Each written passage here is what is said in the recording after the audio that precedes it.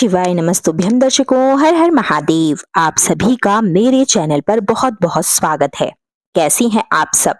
मैं आशा करती हूँ दर्शकों आप सभी स्वस्थ और सुरक्षित होंगे। आप सभी का हमारे चैनल शिव कथा उपाय पर बहुत बहुत स्वागत है।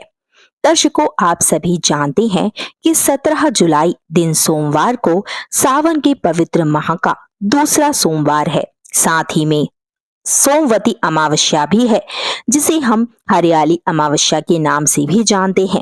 वर्ष 2023 की यह अमावस्या आपके लिए बहुत ही लाभकारी साबित हो सकती है। वैसे तो सावन का पूर्ण माह, पवित्र माह हमारे लिए बहुत ही लाभकारी होता है, लेकिन यदि आप कुछ उपाय कर लेते हैं तो आपके जीवन की समस्त कामनाएं पूर्ण हो जाती हैं और महादेव के आशीर्वाद से आपके सभी कार्य भी बनने लगते हैं। सावन के महीने की अमावस्या को हरियाली अमावस्या भी कहते हैं और जो अमावस्या सावन के माह में सोमवार को पड़ती है उसे सोमवती अमावस्या के नाम से जानते हैं। 17 जुलाई दिन सोमवार को भारत में पूरे भारत में सोमवती अमावस्या मनाई जाएगी। सोमवती अमावस्या पर 3 महासंयोग भी बन रहे हैं। दुर्बल सर्वार्थ सिद्धि इस महासंयोग में यदि आप अपने पूर्वजों को याद करते हैं, अपनी कामनाओं को पूर्ण करना चाहते हैं और उनके कल्याण के लिए पितृ तर्पण, पिंडदान, श्राद्ध कर्म, अन्नदान, वस्त्रदान इत्यादि करते हैं, तो मान्यता है कि ऐसा करने से आपके पितरों को शांति मिलती है और मोक्ष की प्राप्ति होती है।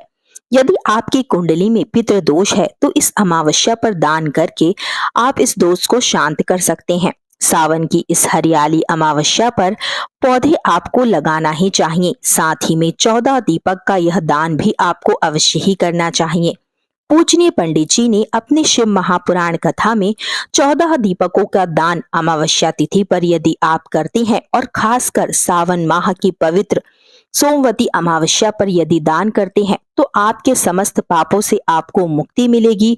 साथ ही आपको पितृदोष से भी मुक्ति मिलेगी। यदि आपके पितृगण आपसे नाराज है, आपकी कुंडली में ग्रहों की स्थिति ठीक नहीं है, तो वह भी आपकी कामना अवश्य ही पूर्ण होगी। चलिए जानते हैं 14 दीपकों का दान आपको किस प्रकार से और कब करना है।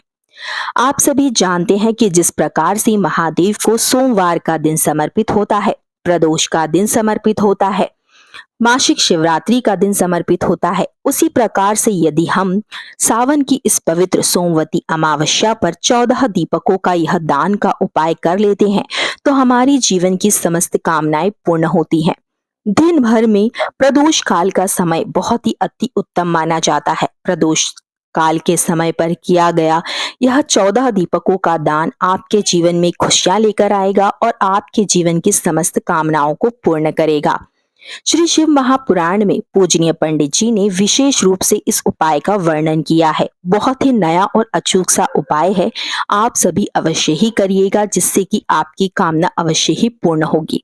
चलिए जानते हैं। सबसे पहले तो आपको 14 दीपक लेने हैं। अब आप चाहें तो मिट्टी के दीपक भी ले सकते हैं या फिर आटे के दीपक भी तैयार कर सकते हैं।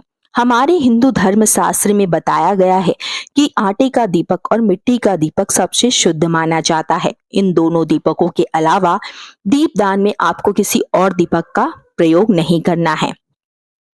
यदि आपको मिट्टी के दीपक नहीं मिल पाते हैं या इतने दीपक आपके पास नहीं है तो आप जरूर से आटे के दीपक बना लें। और ध्यान पूर्वक ध्यान रखने बात यह है कि आपको उस आटे में नमक का प्रयोग भूलकर भी नहीं करना है। शुद्ध देसी घी के ही दीपक लगाने हैं, लंबी बाती के दीपक लगाने हैं पूरे ही 14 स्थानों पर। चलिए जानते हैं। पहला स्थान शाम के समय प्रदोष काल में आप लगाएं, क्योंकि प्रदोष काल के समय को महादेव और माता पार्वती का धरती पर भ्रमण का समय बताया जाता है, जिस समय पर वह धरती पर भ्रमण करते हैं और अपने भक्तों की सभी कामनाओं को पूर्ण कर उनकी मन की इच्छा को तुरंत ही पूर्ण करते हैं। अमावस्या तिथि पर प्रदोष काल के समय पर सबसे पहला दीपक तो आपको अपने घर के मंदिर में ही जलाना है। घर के मंदिर में जब आप दीपक जलाएंगे तो माता लक्ष्मी और अपने इष्ट देव, अपने कुल देवता का नाम लेकर ही आपको दीपक प्रज्वलित करना है, जिससे कि उनकी कृपा से आपके घर में सुख शांति बनी रहेगी।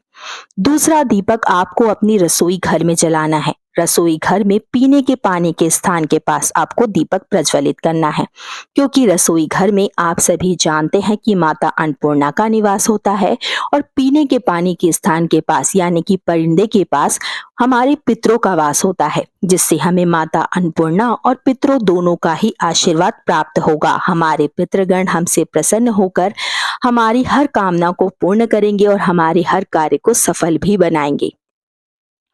तीसरा दीपक घर के मुख्य द्वार पर आपको जलाना है। मुख्य द्वार पर आप दीपक जलाएंगे तो माता लक्ष्मी आपके घर की ओर आकर्षित होंगी और आपके घर में स्थायी रूप से वास करेंगी। चौथा दीपक आपको तुलसी क्यारे के समक्ष में जलाना है। तुलसी क्यारे के समक्ष जब भी हम दीपक जलाते हैं तो माता तुलसी हमें बुरी नजर से बचाती है और हमारे घर में सुख समृद्धि को लेकर आती हैं और हमारे घर में सकारात्मक ऊर्जा का संचार होता है। पांचवा दीपक आपको अपने घर के छत पर जलाना है, जिससे कि भगवान और देवी देवताओं सभी की कृपा आप पर होगी। छठा दीपक आपको अपने घर के ब्रह्म स्थान पर जलाना है। ब्रह्म स्थान पर दीपक जलाएंगे तो आपकी कामना अवश्य ही पूर्ण होगी। उसके बाद में सातवां दीपक आपको अपने घर में यदि आंवले का वृक्ष है तो वहां पर आपको जलाना है। आंवले के वृक्ष के नीचे भी देवादिदेव महादेव का वास माना जाता है। आठवां दीपक आपको शमी के वृक्ष के नीचे जलाना है। शमी के वृक्ष में भी देवादिदेव महादेव का वास माना जाता है और उनकी कृपा से हमारे काम पूर्ण होते हैं। नौवां दीपक आपको बेलपत्र के वृक्ष के नीचे जलाना है। बेलपत्र के वृक्ष के नीचे दीपक जलाने से देवादिदेव महादेव की कृपा आपको अवश्य ही प्राप्त होती है। 10वां दीपक आपको पीपल के वृक्ष के नीचे जलाना है। पीपल के वृक्ष के में भी भगवान शनिदेव, माता लक्ष्मी और श्री हरि विष्णु का वास माना जाता है, जिससे कि उनकी कृपा से आपके घर में पूरे साल धन की बरकत होती है और माता लक्ष्मी का निवास होता है। 11वां दीपक आपको किसी भी राम मंदिर या कृष्ण मंदिर में जलाना है, जिनकी कृपा से आपके जीवन के सभी कार्य बनने लगेंगे और आपके ऊपर यदि कोई भी दोष है तो वह समाप्त होगा। 12वां दीपक आपको शनि मंदिर में जलाना है। शनिदेव हमारी कुंडली के ग्रहों को मजबूत बनाते हैं और यदि आपके ऊपर शनि दोष है तो वह भी समाप्त हो जाएगा। 13वां दीपक आपको वट वृक्ष के नीचे जलाना है। वट वृक्ष में माना जाता है कि जिस प्रकार से वट वृक्ष की जटाएं होती हैं, उसी प्रकार से यदि हम अपनी कामना को और धन प्राप्ति की कामना को पूर्ण करना चाहते हैं तो वट वृक्ष के नीचे भी आपको दीपक अवश्य ही जलाना है। जिस प्रकार से उस वट वृक्ष की जटाएं होती हैं, उसी प्रकार से आपके घर में भी धन की बरकत होगी। 14वां दीपक आपको किसी नदी या सरोवर के समक्ष ही दीपदान करना है। नदी और सरोवर के समक्ष यदि आप दीपदान करते हैं तो आपके जीवन की समस्त कामनाएं पूर्ण होती हैं और महादेव के आशीर्वाद से आपके सभी कार्य भी बनने लगते हैं। 15वां दीपक आपको शिव मंदिर की चौखट पर वहां पर आपको जला देना है और चौखट पर यदि आप दीपक नहीं जलाते हैं तो शिव मंदिर में शिवालय के जो शिवलिंग है उनके समक्ष आपको दीपक जलाना है, जिससे कि आपके जीवन की समस्त कामनाएं पूर्ण होंगी और महादेव के आशीर्वाद से आपके जीवन के सभी कार्य भी बनने लगेंगे। सावन माह के दूसरे सोमवार और सोमवती अमावस्या के इस दुर्बल संयोग को, ऐसे मौके को अपने हाथ से आप जाने ना दें। महादेव की असीम कृपा से आपके जीवन के समस्त कार्य भी बनने लगेंगे और आपकी कामना भी पूर्ण होगी। धन्यवाद दर्शकों, मैं आशा करती हूँ आपको वीडियो पसंद आया होगा। 14 दीपकों का दान आप अवश्य ही करिएगा। इस अमावस्या तिथि पर महादेव, माता लक्ष्मी और समस्त देवगण के 33 कोटि देवी देवताओं के आपको आशीर्वाद अवश्य ही प्राप्त होगा। अपने घर के मंदिर से शुरुआत कर शिव मंदिर तक आपको यह उपाय और 14 दीपक का दान करना है। मैं आशा करती हूँ दोस्तों आपको वीडियो अच्छा लगा होगा। उपाय यदि पसंद आया हो तो हमारे वीडियो को तुरंत ही आप लाइक करें। कमेंट बॉक्स में श्री शिवाय नमस्तुभ्यम, हर हर महादेव, ओम नमः शिवाय लिखना ना भूलें।